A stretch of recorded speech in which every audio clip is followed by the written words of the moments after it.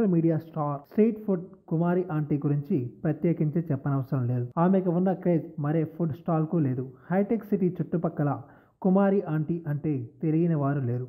ఆమె shop address అడిగితే చెప్పని వారు ఉండరు. జనం మధ్యలో మంచి స్థానాన్ని సంపాదించి ఫుడ్ కోర్టును రన్ చేస్తుంది. ఈ క్రమంలోనే కుమారి ఆంటీపై హైదరాబాద్ పోలీసులు కేసు నమోదు చేశారు. కుమారి ఆంటీ దగ్గర భోజనం చేయడానికి జనం ఎగబడుతుండటం గమనించిన కొందరు ఫుడ్ బ్లాగర్స్ ఆమెపై వీడియోలు తీసి సోషల్ మీడియాలో పోస్ట్ చేయడం మొదలుపెట్టారు. దీంతో ఆంటీ ఫుడ్ కోర్ట్ తెగ వైరల్ అయింది.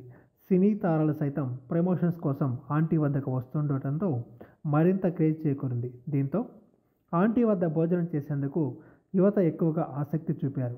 రోడ్డుపైనే వాహనాలు పార్క్ చేసి భోజనం చేసేందుకు వెళ్తున్నారు. దీంతో ఐటీసీ కోహినీ రోడ్ మొత్తం ట్రాఫిక్ జామ్ అవుతుంది.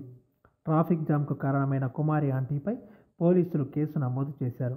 పోలీసులు తన స్ట్రీట్ ఫుడ్ బిజినెస్ క్లోజ్ చేయడంతో కుమారి ఆంటీ కన్నీరు మున్నీరు అయ్యారు. మీడియా వల్లే నాకు ఇంత పేరొచ్చింది.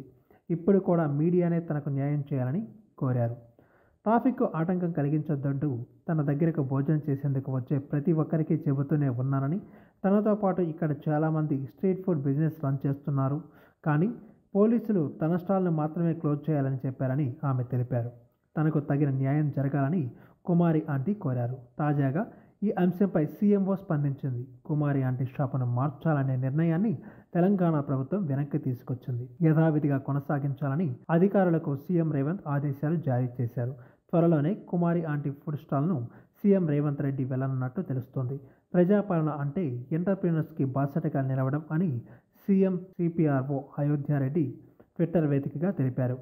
రేవంత్ నిర్ణయం పట్ల కుమారి ఆంటీ హర్షం వ్యక్తం చేశారు. అయితే రేవంత్ నిర్ణయాన్ని వైసీపీ సోషల్ మీడియా తమ ఘనతగా చెబుతుంది. తాము స్పందించడం వల్లే రేవంత్ దిగివచ్చారని అంటుంది. అయితే రేవంత్ మానవతా దృక్పథంతో ఓ మహిళకు చేయూతనిచ్చారని కాంగ్రెస్ అంటోంది. ఈ వీడియో మీకు నచ్చినట్టయితే లైక్ చేయండి, షేర్ చేయండి, కామెంట్ చేయండి, సబ్స్క్రైబ్ చేయండి.